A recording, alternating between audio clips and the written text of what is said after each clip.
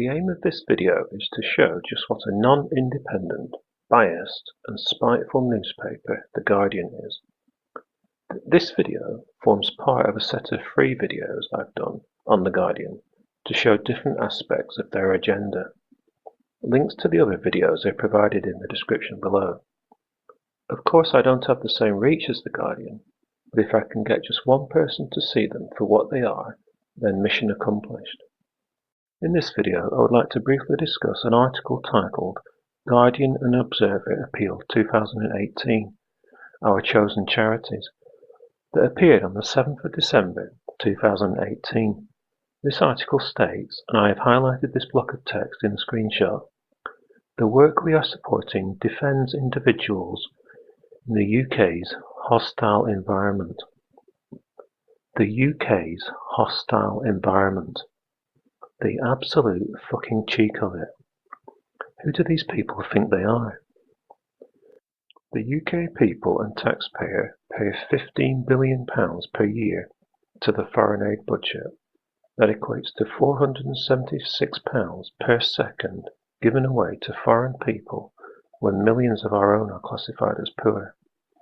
The UK people pay £3.8 billion each year into the United Nations.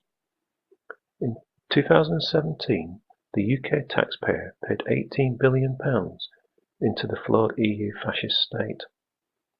Then there is all of the other charity arms that are both state-funded and funded by the generosity of the people, such as Oxfam, UNICEF, etc. Each year the UK lets in around 550,000 immigrants into the country. And this fucking newspaper has the audacity to state that the UK is a hostile environment. If you take the time to read this bullshit article, it informs us how The Guardian are supporting 5 charities in response to the UK's hostile environment. They are the Praxis Community Projects, which provides specialist legal advice, etc., for thousands of migrants unfairly facing homelessness, destitution and deportation. Then there's the Joint Council for the Welfare of Immigrants, which we obviously know what that's about. And then there's the Refugee and Migrant Centre, which assists refugees and migrants through crisis and disadvantage. And then there is the Runnymede Trust, which is a race equality think tank providing research and evidence to inform policy and public discussion about race and racism in Britain. Questionably a charity and more of a policy changer. Then there's the Law Centres Network, which defends the legal rights of people who cannot afford a lawyer. Sounds fair enough, you say? But it's not long before when you're reading the article, it returns to the real reason for supporting this charity, because they support the Windrush clients and prevent detention and deportation, etc. See the clear agenda here?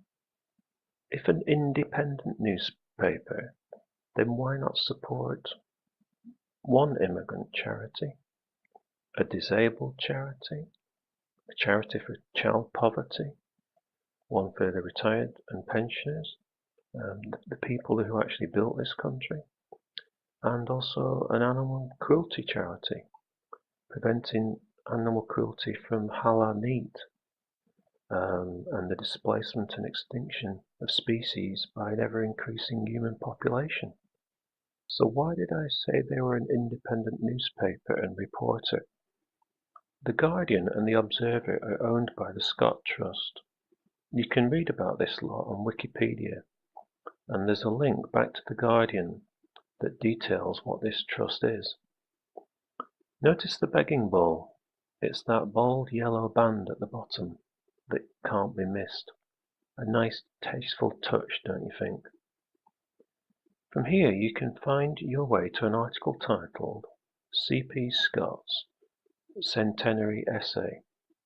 They are proud of this being by one of their founders and all.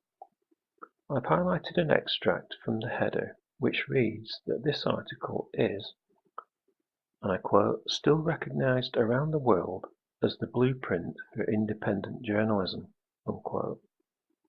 The Guardian reporters, journalists and editors should read their own founding members' statement from time to time, because they have lost their way.